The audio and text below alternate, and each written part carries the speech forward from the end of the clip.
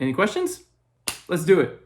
Okay, Joy asks, favorite and least favorite parts about touring. I did it once with my local band, and I hated waiting around and eating junk food out of necessity, so I'm impressed with people that do that all the time. I couldn't.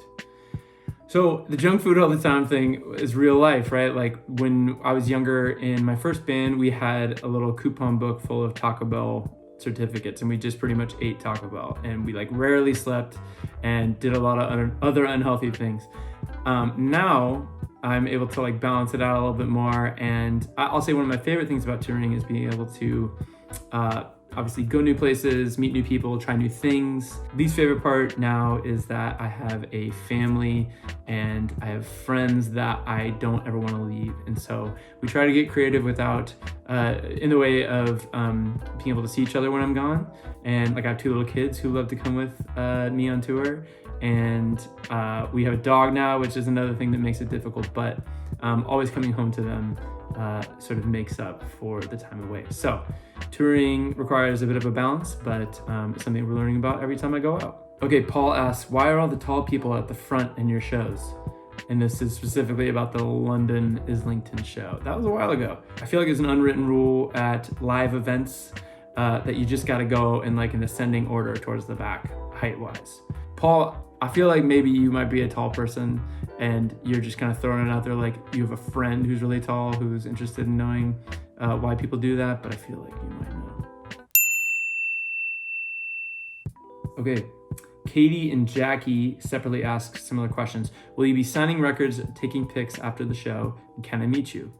Yes, I will be at the merch area. At most of my shows, I try to be at the merch area after the show to meet people and take pictures or whatever else.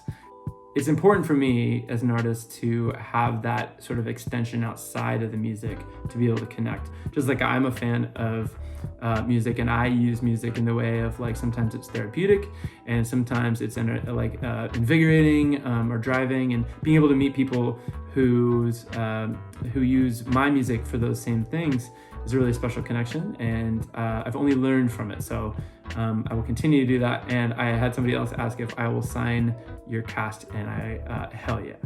Valerie asks, how do you not get sick and fuck up your voice while traveling and singing all over the place? Do you drink some special tea? Do you take a flu shot? Because man, you were going hard and going everywhere last year. I don't have any secret tea, or I don't even do vocal warm-ups, and I should. Like a lot of my singer friends warm up for like a full hour before a show. I try to maintain some sort of like a healthy balance on tour, whether that's staying relatively fit, eating clean food, drinking a lot of water, not drinking too much alcohol. There is no secret other than just having some sort of healthy balance in your life. And it's worked for me so far, so I'm gonna keep on doing that. Knock on wood. Okay, Ali asks, how do you balance family life with touring? Your love for your family really does shine through your work. When I'm gone from my family, I am able to take that loneliness and that sadness and convert it into a song.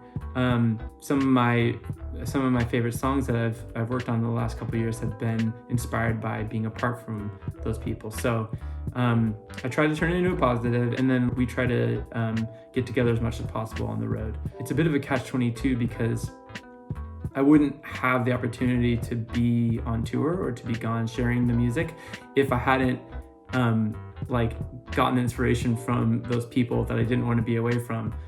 Okay, Emmanuel asks, existential question. Do you like Belgian beers? What's your favorite one? Cheers. I love Belgian beers. I've been able to spend a lot of time in Belgium over the last year or two. And for the first time I ever went to Belgium, I was 18, and I drank a beer called Palm Beer, like palm tree. Delicious beer. I remember it being like earth-changing, and so I've tried to find it when I've gone back, and I can't.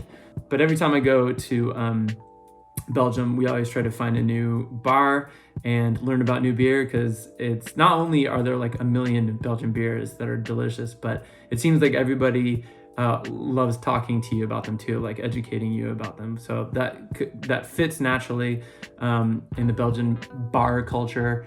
The last one we went to was a creepy puppet show bar in Brussels, and had a lot of good beer and a lot of creepy puppets. So there's that. Okay, let's do one more. Annalise asks, are you happy? And this is an example of a question I love to get because it's not that simple. I am very happy that I'm surrounded by friends and family that love me and I love them. And I get to do a job that I consider myself very lucky to do, which adds to my happiness. But I am lucky to have an outlet for any sort of the darker, more negative parts of my life. If I didn't have that, I don't know how I would answer that question. So everything that makes me who I am leads me to be happy, but it's only because I was able to go through some of the more challenging things in my life with people that I trust and love that allow me to feel that way. So I feel lucky, and I am happy that we get to do this kind of thing, and I hope that you continue to ask questions, and I will see you out at a show.